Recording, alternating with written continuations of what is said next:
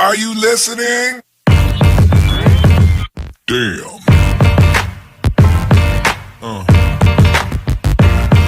Yeah. Yeah. Another episode of Trash Talk. I'm Damian Hill. With me, as always, is TJ O'Connor. Tonight, Trash Talk. I guess every night, Trash Talk is brought to you again by Valhalla Combat Sports Incorporated, Ink Strings Tattoo out New Brighton, Minnesota, the Striking Institute, Spartan Martial Arts. TJ, stop shaking your head. You're throwing me off. I said the Striking Institute, Spartan Martial Arts, Ink Strings Tattoo, Valhalla Combat Sports Incorporated, James Clark Sports Psychology and Hypnosis Therapy, The Fighters, and TJ's mom. That was all of them, right? Yes. Okay, good. Damn. Now, thank you for when you stopped shaking your head. That it really did bother me. My bad, man. I get hype. Once those sponsors start getting red and those lights turn on, it's another episode of Trash Talk. I go from like a solid three to about a 9.2 in excitement. I mean, I'm ready to break shit right now. How you doing? I guess I'm doing good. I'm not ready to break anything. We're breaking shit.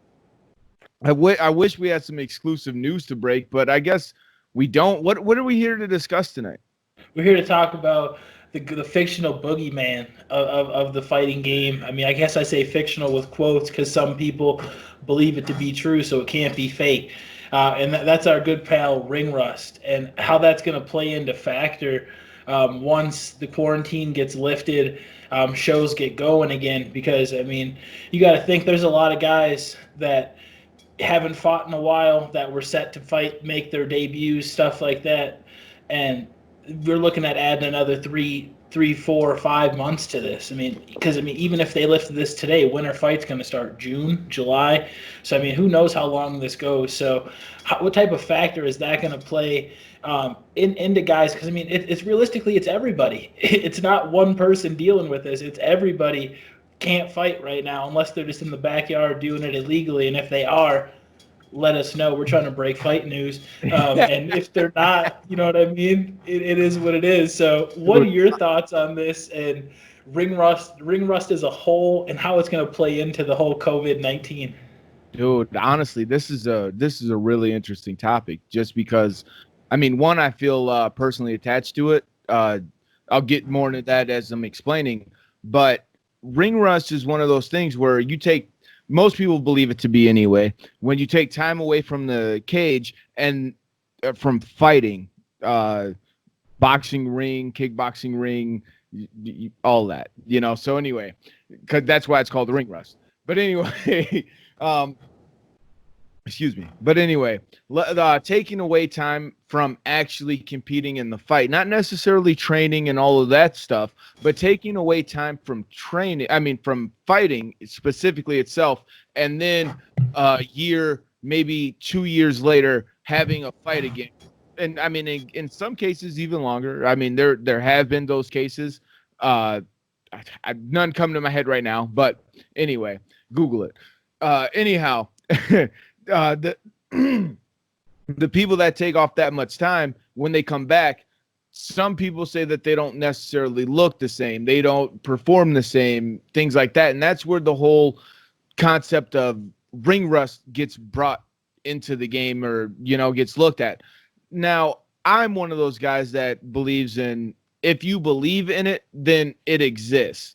Let's say ring rust exists, you know. Well, how did you win your first fight? You were never in the ring, ever. How did you win the first fight that you ever had if you were 1-0 after your first fight? You know, did ring rust play a factor, you know, or did training and the preparation and training help you out in that? Maybe, I mean, at least for me, this is how I believe it anyway, because like I said, if you believe in it, then it does exist, and you need to pay respect to it and do whatever you need to do to prevent that from being a factor in your fight. You know, I'm not trying to affect anybody mentally right here, right now, but for myself mentally, it doesn't exist.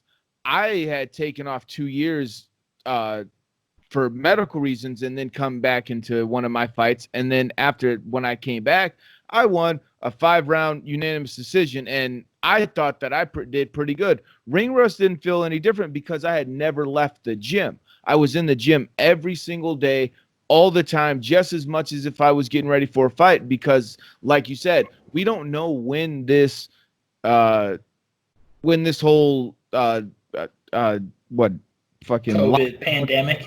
yeah, whatever word you want to use, all this quarantine, all this stuff is going to end, you know? So we don't necessarily know when we're going to get back into it. Well, I didn't know when my medical suspension, because Yes. I'm fucking retarded, was gonna end. So I was still training as if it was gonna end tomorrow and being ready to go, you know? So ring rust didn't necessarily play a factor, at least into my mind, going into the fight, because I was training every single day. But now things are different. Nobody's training.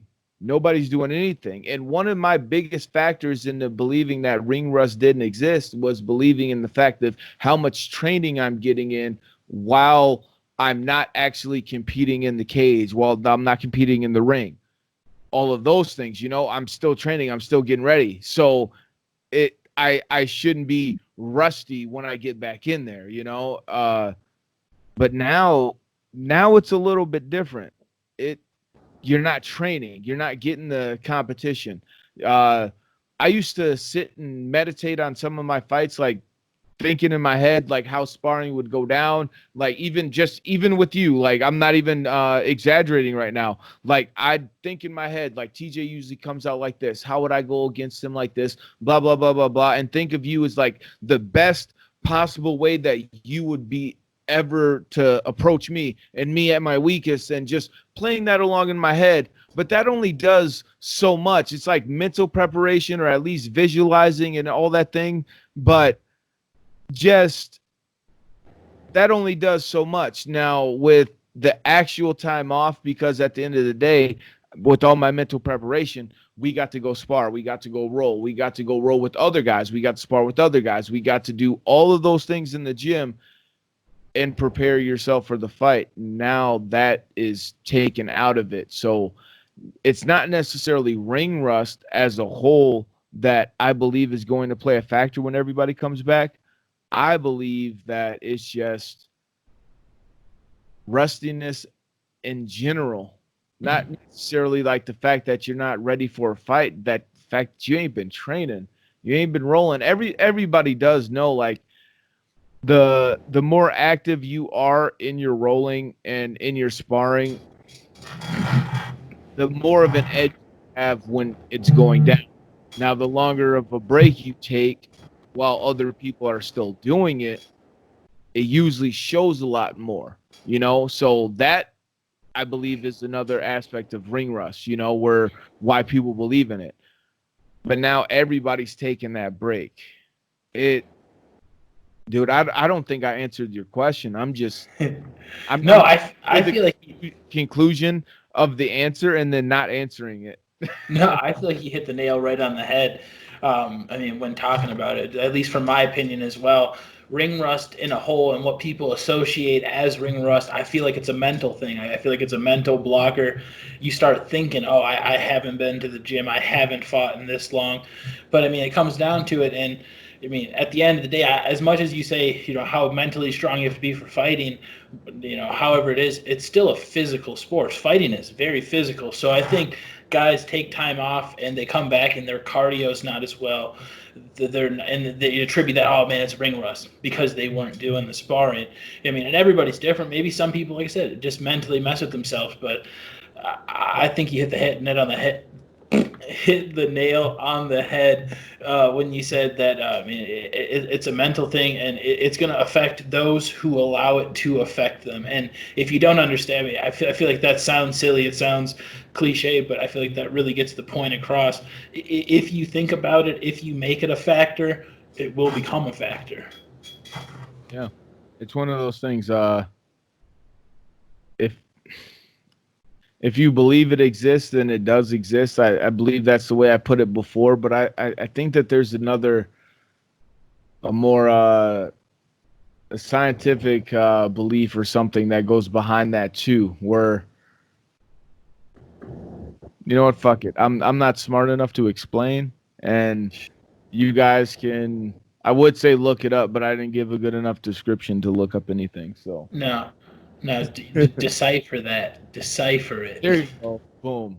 I don't know. I see Field of Dreams once. They said you build it, they will come. So I'm like, all right.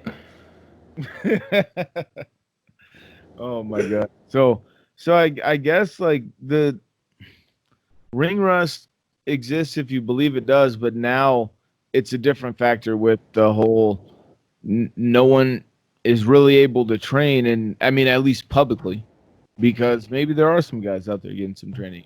I have no idea. I Um, ain't telling if I know. well, there's fighters that we know that are roommates with other fighters, and I know that they have gyms in their basement. Yeah. Like those guys, do you feel like those guys are going to be at a little bit of an edge once everybody does get back to it? Because let's talk about the guys that live 20 minutes or more away from their gym or away from their nearest training partner. Man, I mean, they could. I mean, if those guys are, if the latter of the scenarios, if you're out by yourself and you're not doing anything, obviously, I mean, you're not putting yourself at an advantage. So you got to figure if you have teammates, especially high level teammates in your house, has to be a great scenario right now. I mean, you can't complain about that. Man.